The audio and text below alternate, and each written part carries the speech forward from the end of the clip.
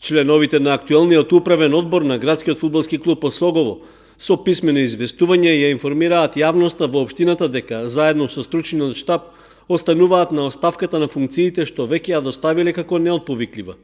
Во дописот стои оти не прифаќаат формирање заедничко управно тело на клубот.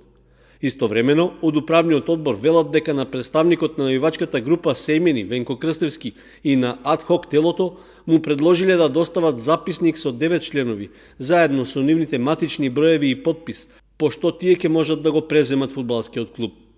Во писмениот допис, подпишан од председателот на управниот одбор Бранко Богатиновски, побарано е да се достави и програми и цели за понатамошно работење на Осогово. Доколку бидат исполнети овие барања, сегашниот управен одбор ја презема обврската да ги направи промените во Централниот регистар, со што клубот ќе добие ново раководство.